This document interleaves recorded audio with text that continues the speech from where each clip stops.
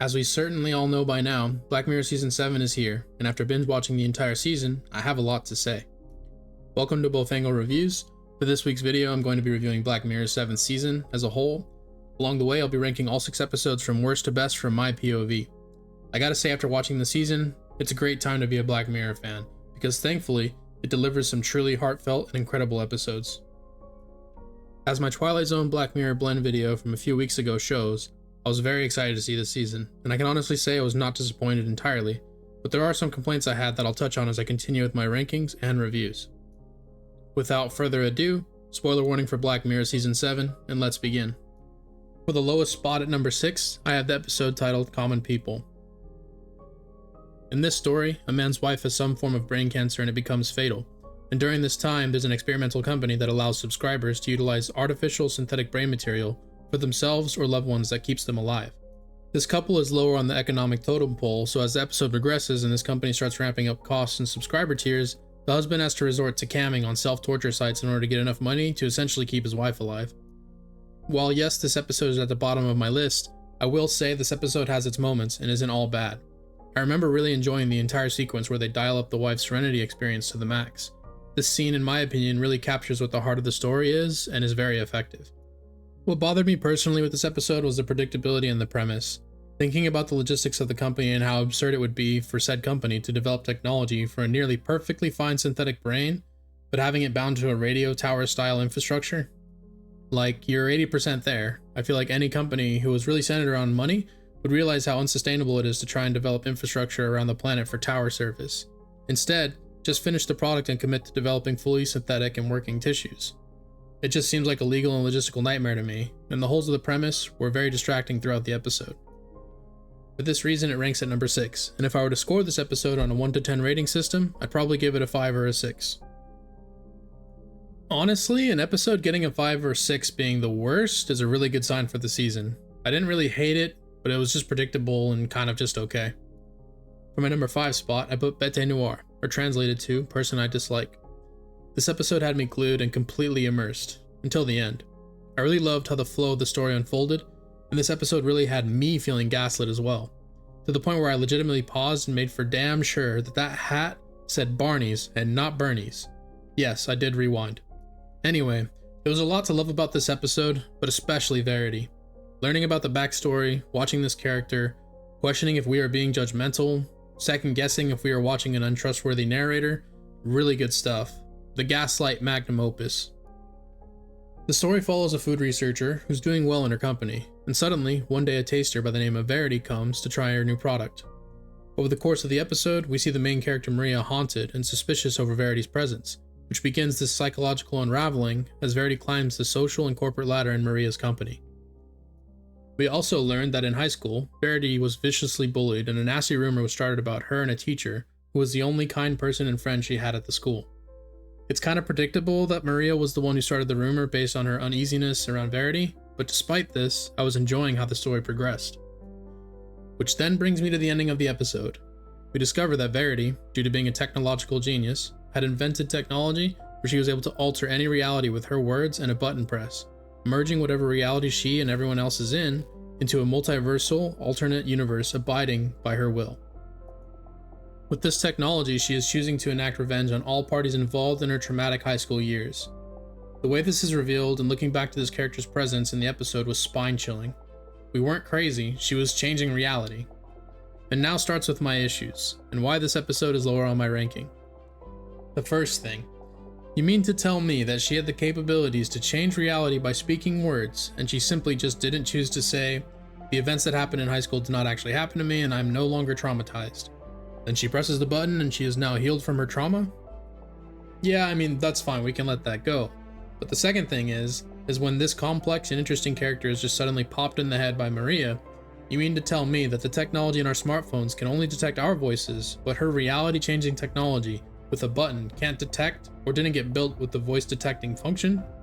Can anyone just speak and press? The fingerprint doesn't work, but the voice does? And the third thing. Maria becomes Empress of the Universe, huh? Are we really supposed to be happy about this? After all, even if Verity's tactics are a bit extreme, are we really supposed to be happy that the power-tripping protagonist learned nothing and just became Empress of the Universe? I digress, but it's mainly for the ending of the episode that this one ranks so low. I feel like there was a lot of potential in this psychological revenge story and it just ended poorly.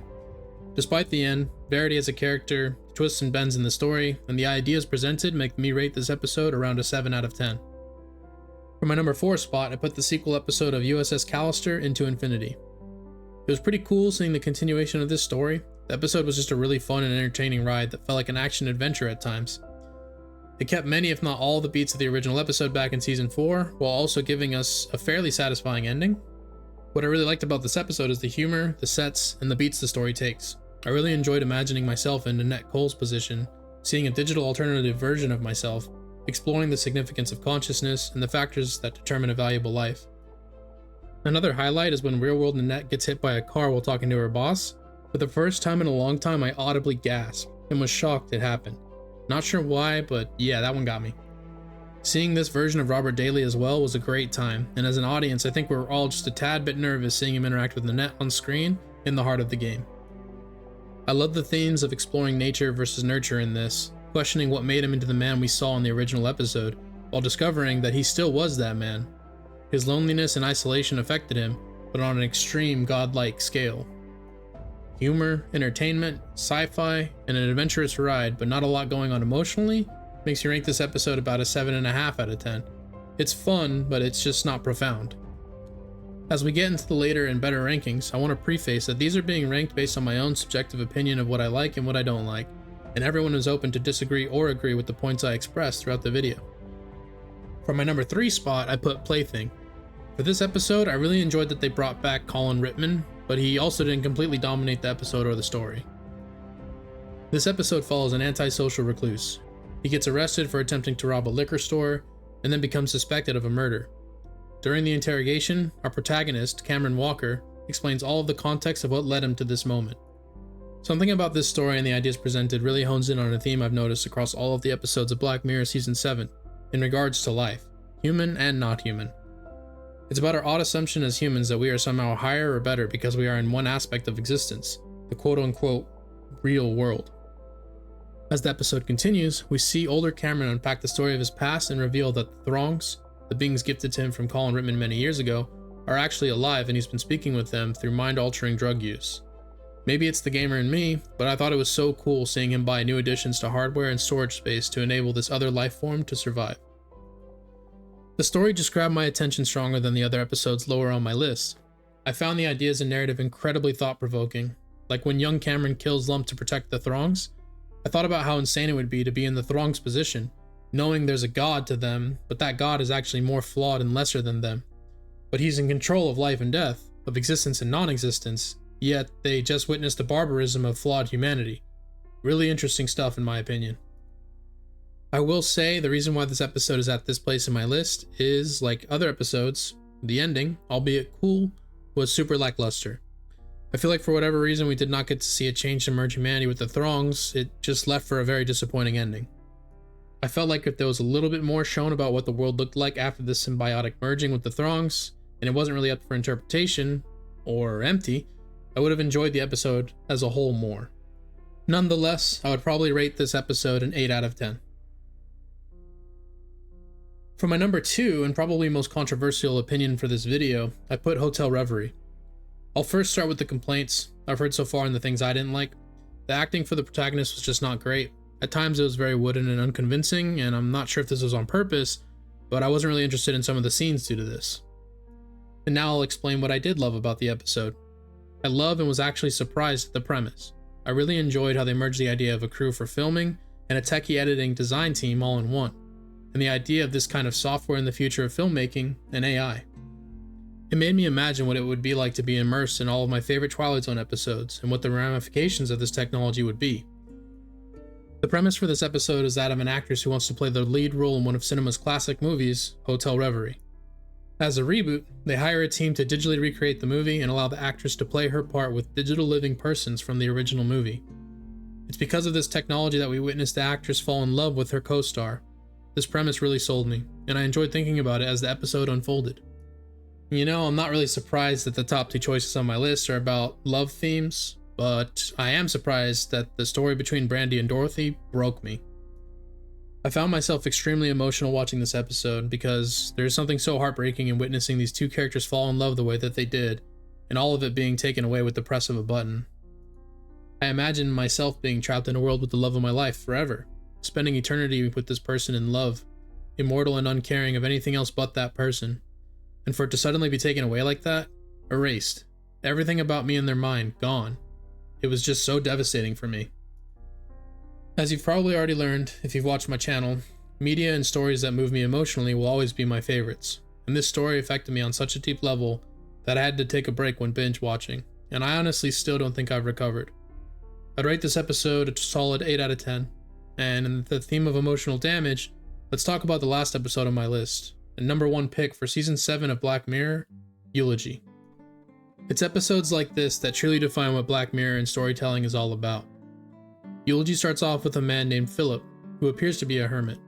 He gets a phone call and discovers that a past love from long ago has died.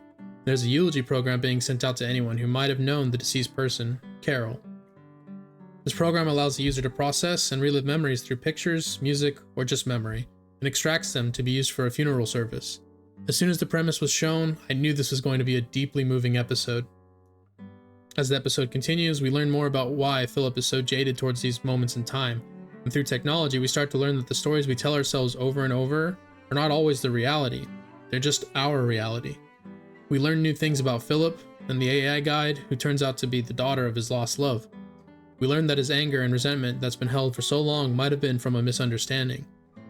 Technology picks up details and clues from the moments in time being revisited.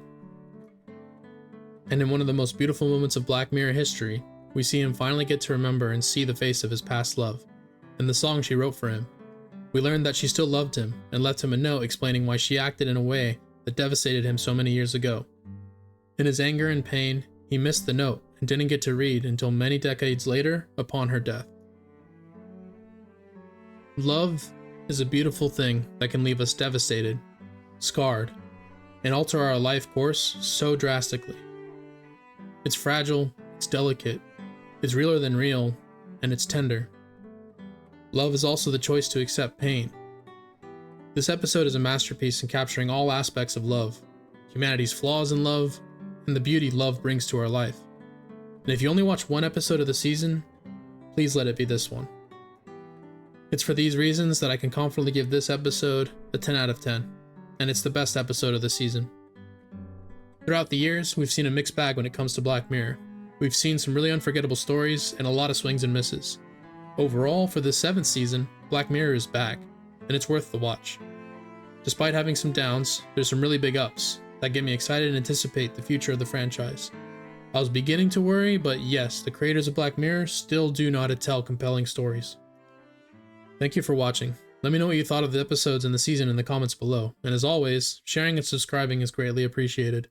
I'll see you next week.